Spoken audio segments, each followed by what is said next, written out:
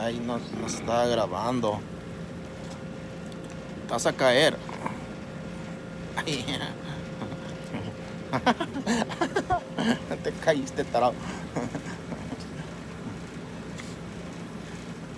Tío. Ahí, chaparra. Ya deja tu pata, lo vas a acabar en una sentada. Ahí. ¿Qué andan haciendo?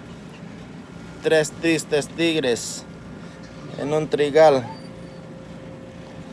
Sí, estos son mis bebés. Mis bebés peludos de 4 patitas.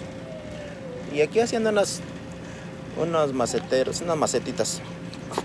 Para ponerles roca, lava roca en medio.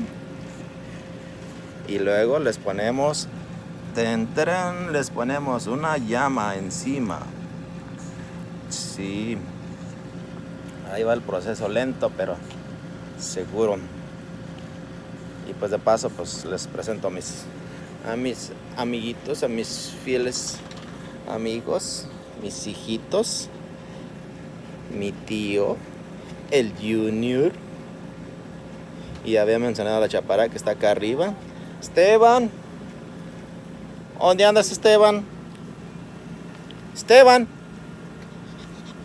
¿Dónde anda Esteban? Ah, aquí está el Esteban. Ya me habías preocupado, mijo.